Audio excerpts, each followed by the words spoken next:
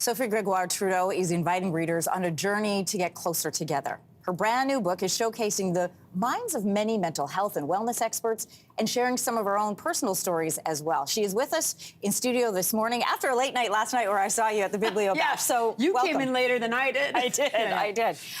You know, I have to tell you, first of all, we are watching this relaunch of you into public life outside of politics. You're on the cover of Vogue, Elle magazine, you look great.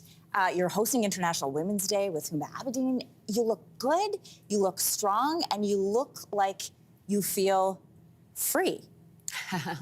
You're laughing, but there's a story that you've shared when, and I want to know if this is true. You say when you feel closed in, you neigh like a horse that needs to be free. Is that actually true? I actually do. My kids are like, there she goes again. So you like neigh like a horse if you feel... Just to make them laugh, okay? Yeah, of course. Really, yeah. Of course. Do you feel more free now? You write a lot about free in the book. So I realized through the years that freedom is, you know, a space within you. And because I've always been curious of my own nature and human beings, because I'm an only child, and for me, like when I was 4 years old, I was taught to be like, hi, my name is Sophie, you want to play? I'm still like that, yes. 49. So I love humans. For me, relationships are a source of nourishment, and I have done the work, and at 49, I can say this just humbly, you know, as a woman, I've done the work of facing my trauma, facing my truth, wanting to become the best version of me that I can. Not perfect, messy at times, chaotic at times, and it's okay. But at least I get to dive deeper into who I am, why I have the personality that I do, and this is what I share in the book because I want people to be able to be known to themselves. Look at the world right now. People are insecure, they're tired, they're over-anxious, over-depleted, they're insomniac, or they have sleep disturbances. Yeah. This is an epidemic in itself.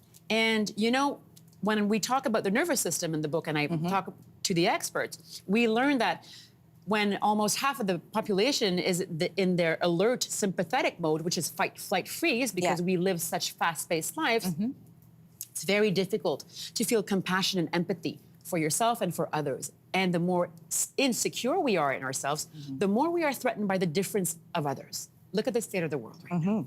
It explains a lot from a neurobiological imperative. And I made the science super accessible in this book so that people could really not only understand it, but apply easy exercises to their lives and micro habits to change their mind and change their hearts. And you talk to the experts to do that, but you also combine it with your personal stories, which I appreciate. It covers all aspects of wellness from, you know, personal relationships, feeling healthy in your own skin, physical fitness, and mental health. And you've always been very vocal about your experience with, in particular, with eating disorders. And you were speaking publicly about it at a time when many people were not. There was still a lot of stigma and not a lot of understanding. I look 12. Who is that? But you know, we've done segments on this program where there are more and more women in their 40s and in their 50s who are relapsing in eating disorders. Yes. And so how do you stay out of the quicksand that can trigger the destructive habits of an eating disorder? With practice. I mean, mine is, you know, slowing down. I was called Tornado when I was young. I explained that in the book because I wanted to do everything at the same time, and I had it all, and, you know, I want to be in control. And I'm learning as I age that letting go and rest is the only way the mind and the body make sense of life. So now I teach yoga nidra and yoga, and not only do I, you know, try to guide people into physical movement, but also into calm at the end. And we live in a society where we don't even think we're worthy of rest. We're not taught that. Or that it's a point of pride to not be rested. Yes, exactly. Like over-depletion is, oh, she's such an overachiever, she does it all. Excuse me? Most women are feeling completely overwhelmed and their plates are overflowing and they need more support in our societal structures and in our communities. And for me, you know, the title of the book, Closer Together, is not a coincidence. I chose it wisely and I really thought about it because human connection and lack of good human connection can cause the biggest trauma to a human being. But the beautiful irony is that human connection can heal. And when we come into the world, and I'm quoting our great Canadian doctor, Gabor Mate, we come as human beings to the world with two intrinsic, visceral, universal needs. Attachment, the way somebody took care of you when you were young, how they looked at you, touched you, how they cared for you, how they validated your perception of reality and of yourself. And then authenticity. Authenticity is being able to express your own unique personality. We're all unique in different ways, but without changing our behavior to please and feel loved. We all do it. We do it as children to get our parents' love, and we do it in our friendly relationships, romantic relationships, and it's okay. But as long as you know that child within you and how you were taken care of as a child and your life experiences is still active in all of your adult relationships. And this is why in every chapter, I kind of dig into the quizzes too. People can take a little quiz and find out what type of attachment they have, you know, generally speaking. And it's fascinating to see how it's still alive in our relationships today. Well, and are you responding as a child or are you responding in your adult brain? That is essential. And when you look at the movements in society and the polarization and the, you know, divisiveness, you are very right in what you're saying, Anne-Marie, because a nervous system in alert mode is insecure. And when you're insecure, you're threatened by the difference of others. So look at all the movements that are going on right now on the planet. And when you know, you can have a big house with all the objects that you want and your accumulation of wealth is that, if that's your dream, or you can be in a tent. If your nervous system as a human being is in alert mode, it's in alert mode. The houses and the objects don't change anything. Doesn't matter what's happening up in here. Exactly. I want to pick up on what you talked about, and that is feeling secure. You mentioned you just celebrated a birthday, so happy birthday to you, 49 years old. And birthdays, especially birthdays in your late 40s, there you are with the kids celebrating, are a time to look ahead. And I'm curious about a particular moment, because there is always a moment for women when you realized you wanted this next chapters of your life to look different than the chapters that you had led before. What was happening? What was that moment? Because I think a lot of women find themselves in that position. You know, ending a relationship, for example. Do I wait a couple more years, like in your case, till the kids are out of school? Do I wait till we're not in the public life anymore? But what happened in your case where you said, I'm not going to do that. This is the time, and this is now. What was that moment?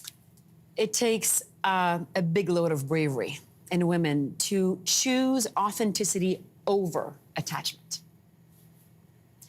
To realize your creative self and to make sure that when you see that big ring of fire that looks very intimidating and you think you're going to get burned and you don't even know where you're going to land on the next spot, know that there's always allies along the way. And it's a much smoother descent than you might think. But what was the moment where you said, I am not my authentic self, and I've got, you know, another 40 years on this earth, God willing, I want it to look different? It's not a moment. It's a growth. It's an evolution. I have 3 kids. I've been on the co-political path for more than a decade. I've experienced incredible things. But at the same time, I have to make sure, and especially in a relationship, like there's still so much love between us and tenderness and respect. But we're taught in a society where marriage is success and divorce is failure, that there's nothing in between. But life is in between. And when we don't use our emotional leadership and our maturity to make sure that we restructure our relationships without having to end the relationship. But society tells us this is how it ends. But shouldn't we begin our relationships similar way that we end our relationships, with as much curiosity and compassion and respect? I think so. And I think that if we do that mature work, it's effort, it's not easy, because it takes 2 to tango, that the kids, you know, they feed off that energy, and it's so constructive and beautiful because love remains. Yes. Can I ask you about your kids? Because you and I are in the same position, that we have 07 babies. I mean, we have kids that are about to leave the house for their new life. Hey, wait, relax. There's more years left. I'm not ready yet. How are you feeling about Xavier? He's about to leave the nest. He's your first one. He's not ready yet. He should be here, and we should ask him. He has to finish high school. So it's not, you know what? The one thing that I've noticed and learned through my book is that the human brain doesn't like uncertainty. But we are changing and adaptable creatures. So we cannot be afraid of change, and we have to adapt. So when we get to that bridge and I'm bawling like a baby, I will set them free, because I know that's what will serve them most, not me. Xavier, it's on tape, so I'll play that back. One quick last question for you. There, you know, is potentially another woman who is going to walk into this role as the de facto First Lady of Canada. What would be your advice for her? I don't think I'm the wise woman to give the advice. That's right. But you have the unique perspective of I do, and I have more empathy and compassion for people who are raising kids in public service. I think there's a whole re-education and respect to develop towards people who serve their citizens and communities and country. It demands a lot of sacrifices on family life, a lot of sacrifices on personal life, but especially it creates also chronic stress in people with the polarizing world, with the constant bullying, the constant criticizing. And so you got to be strong, but keep yourself in your authenticity and be truthful, speak your truth, and hold on to that hat, because the winds are strong, my friend. The book is called Closer Together. Sophie Grégoire Trudeau, thank you. Thank you, Marie. Hey, thanks for watching. If you liked this, be sure to subscribe here, or you can check out more Your Morning videos right here.